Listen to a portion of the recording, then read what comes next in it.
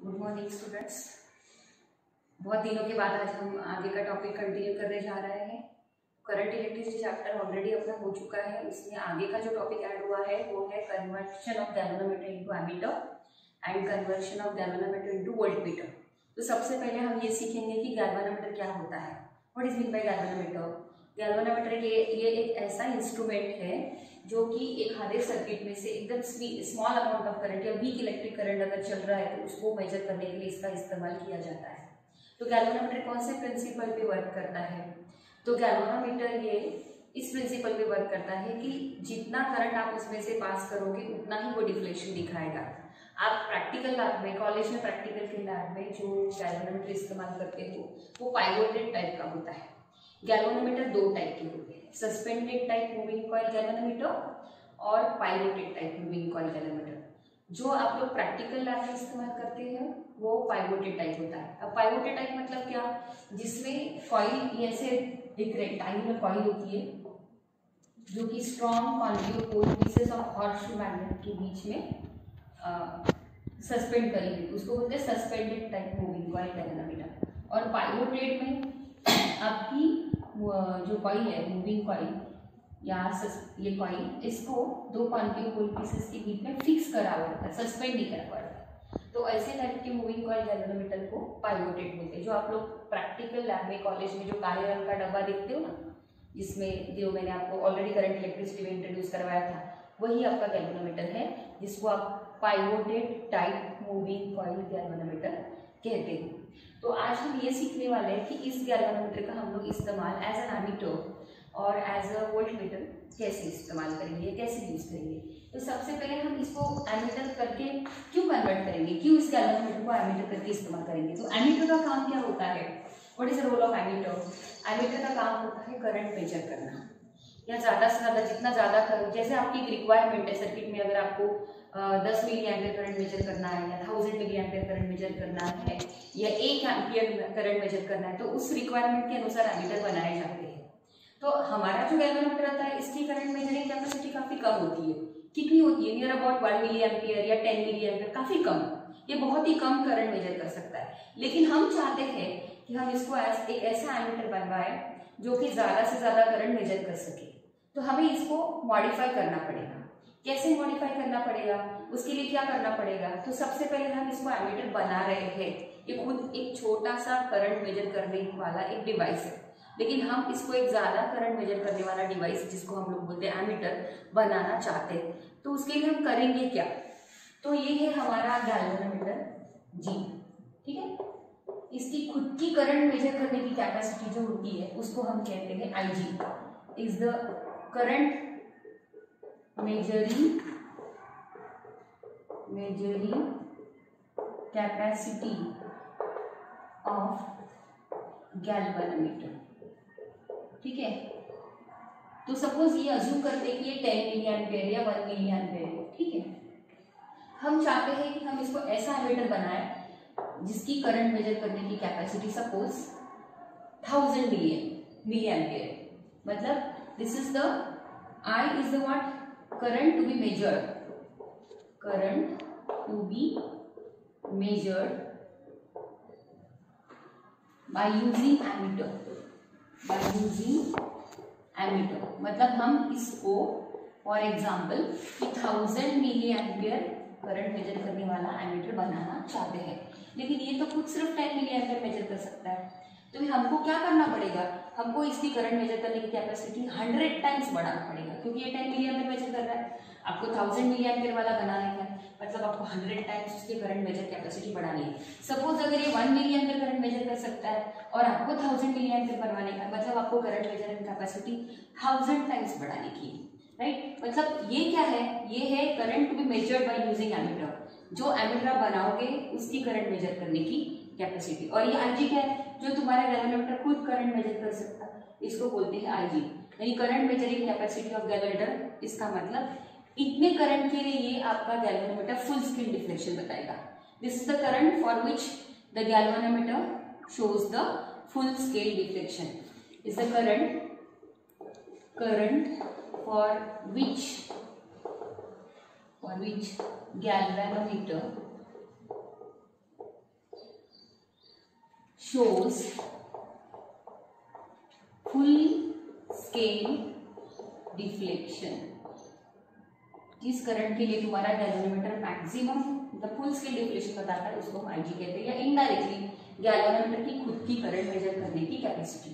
और ये आप उसको इतना मिली एम्पियर वाला एमीटर बनाना चाहते हो।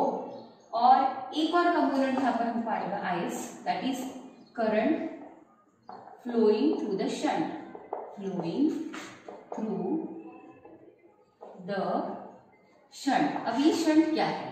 तो ऑलरेडी करंट इलेक्ट्रिसिटी चैप्टर में हमारे शंट कंपोनेंट, शंट नाम आपने मेरे से मुझसे सुना होगा, दैट इज कॉल्ड शंट। तो शंट क्या होता है? एक ऐसा कंपोनेंट या एक ऐसा रेजिस्टेंस जो किसी दूसरे रेजिस्टेंस के साथ पैरेलल में लगाने के बाद इफेक्टिव रेजिस्टेंस कम हो जाता है। एक ऐसा रेजिस्टेंस जो किसी दूसरे रेजिस्टेंस के साथ पैरेलल में लगाने के बाद इफेक्टिव रेजिस्टेंस जो है वो कम करवाने का काम करता है, उसको बोलते हैं शंट। वो हमेशा किसी दूसरे कंपोनेंट के साथ पैरेलल में लगाया जाता है और यह लगाने के बाद इफेक्टिव रेजिस्टेंस कम हो जाता है। तो यहाँ पर हम लोग ये शंट क्यों लगा रहे हैं? तो सबसे पहले ये हमारा गैल्वेनोमीटर है, इसकी खुद की करंट मेजर करने की कैपेसिटी जो है वो आईजी है। तो this is the current measuring capacity of the galvanometer. हम इसके साथ एक स्मॉल वैल्यू वाला रेजिस्टेंस पैरेलल में लगाने जा रहे हैं। हम इस गैल्वेनोमीटर के साथ एक स्मॉल वैल्यू वाला रेजिस्टेंस पैरेलल में लगाने जा रहे हैं, जिसको हम कहते हैं शंट। तो S is a shunt, that is nothing but a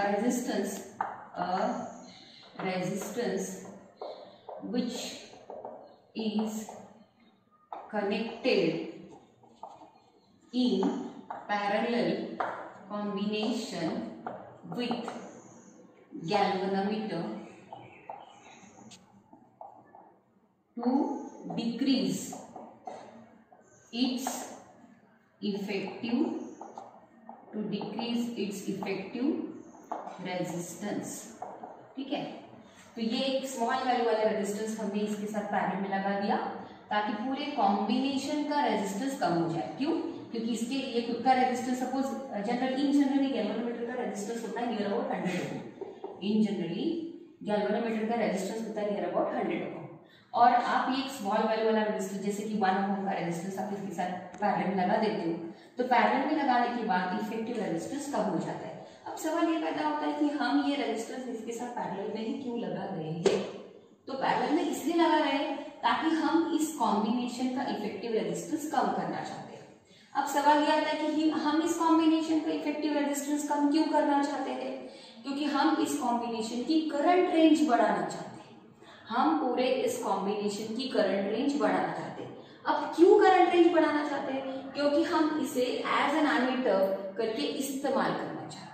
जैसे कि मैंने कहा कि हमारा गैल्वेनोमीटर 1 मिली एम्पियर या 10 मिली एम्पियर से करंट ज्यादा मेजर नहीं कर सकता, और हमें उसे 1000 मिली एम्पियर वाला एमीटर बनाना है, मतलब 100 टाइम्स करंट कैपेसिटी बढ़ानी है, मतलब करंट रेंज बढ़ानी है। अब करंट रेंज तभी बढ़ेगी जब इफेक्टिव रेजिस्टेंस कम होगा। क्यों?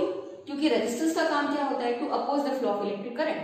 आप अगर उसका रेजिस्टेंस कम करोगे तो अपोजिशन कम हो जाएगा, और अपोजिशन कम हो जाएगा और करंट मेजरिंग कैपेसिटी बढ़ जाएगी। आया समझ में? हाँ, अभी सवाल अगर हम उल्टा सोचते हैं कि बच्चे ये पूछ रहे हैं कि सपोज आपने ये शंट, जिसको आप शंट कह रहे हो, एक शंट ना होते हुए अगर इस रेजिस्टेंस को मैं इस गैल्वेनोमीटर के साथ सीरीज में लगा दूं तो क्या प्रॉब्लम है? तो उससे हमारा इफेक्टिव रेजिस्टेंस कम नहीं होगा। क्यों? क्योंकि जब भी नंबर ऑफ रेजिस्टेंसेस सीरीज में लगते हैं तो इफेक्टिव रेजिस्टेंस बढ़ेगा। इफेक्टिव रेजिस्टेंस अगर कॉम्बिनेशन का बढ़ेगा तो आपकी करंट रेंज कैपेसिटी जो है वो कम हो जाएंगी, ना कि बढ़ेंगी। बट हमको तो करंट रेंज बढ़ाने की थी, हमको तो करंट रेंज बढ़ाने की है, इसका मतलब हमको इफेक्टिव रेजिस्टेंस कम करना है। तो इफेक्टिव रेजिस्टेंस कम करना है, इसीलिए हमको एक रेजिस्टेंस इसके साथ पैरेलल में लगाना है। अब सवाल ये पैदा होता है कि ठीक है, पैरेलल में तो लगा दिया, इससे इफेक्टिव रेजिस्टेंस कम हो गया, करंट कैपेसिटी बढ़ गई, लेकिन सवाल ये पैदा है कि स्मॉल वैल्यू वाला क्यों लगाए?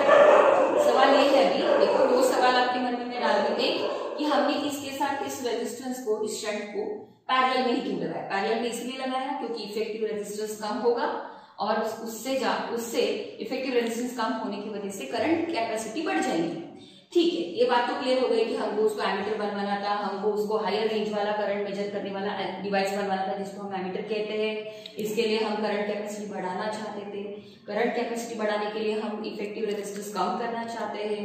लेकिन सवाल ये इफेक्टिव रेजिस्टेंस कम करना चाहते हैं, इसलिए हमने इसके साथ ये रेजिस्टेंस पैरेलल लगा दिया, इसको हम शंट कह रहे हैं, जिसको हम क्या कह रहे हैं, शंट। बट सवाल एक और आता है कि ये स्मॉल वैल्यू वाला ही क्यों लगा है। अब देखो, जितना स्मॉल वैल्यू वाला रेजिस्टेंस आप इसके साथ पैरेलल में लगाओगे उतना इस डिवाइस की करंट बाईपास करने की कैपेसिटी बढ़ जाएगी। जैसे कि स्मॉल वैल्यू वाला रेजिस्टेंस है जिसको हम शंट कह रहे हैं, तो ये बहुत ही कम रेजिस्टेंस है इसका, तो ये ज्यादा से ज्यादा करंट बाईपास करेगा। अब बाईपास करना मतलब क्या, देखो अब ध्यान सुनना। सपोज आपको जो डिवाइस बनवाना है जिसकी करंट मेजरिंग कैपेसिटी आपको आई करनी है, ठीक है, जैसे कि मैंने कहा ये 1000 मिली एम्पियर, और आपका गैल्वेनोमीटर सपोज 10 मिली एम्पियर से ज्यादा करंट बेयर नहीं करता, तो इसका मतलब 1000 में से 10 मिली एम्पियर गए तो रह गए कितने, 990 मिली एम्पियर। तो 990 मिली एम्पियर करंट जो है वो शंट बाईपास करेगा। तो इस प्रकार 10 मिली एम्पियर और 990 मिली एम्पियर दोनों मिला के टोटल करंट कैपेसिटी हो जाएगी 1000 मिली एम्पियर, राइट।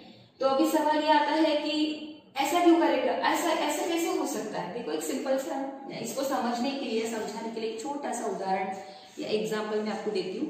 ये सपोज पापा और बेटा दोनों मिलके कहीं जर्नी के लिए जा रहे हैं और वो प्लेटफॉर्म पे खड़े हैं, लगेज नियर अबाउट 6 बैग का है, 6 बैग्स उनको अभी अंदर डालना है। तो अभी ट्रेन के अंदर डालना है, तो सवाल है कि कूली भी नहीं मिल रहा है और पापा काफी थक गए, वो एक बैग से ज्यादा नहीं उठा सकते। अब बच्चा क्या करेगा, नहीं पापा जी आप अगर थके हुए हो, आपको नहीं संभल रहा आपसे, बस आप एक ही बैग उठा सकते हो, आप एक ही बैग उठाना, बाकी के 5 बैग जो है वो बेटा उठाएगा। इस प्रकार दोनों मिलके 6 बैग तो कैसे भी करके अंदर लेके जाएंगे, लेकिन पापा को धक्का लगने दिया क्या उसने, नहीं, पापा को एक ही बैग उठाने दिए और बेटे ने 5 बैग उठा लिया।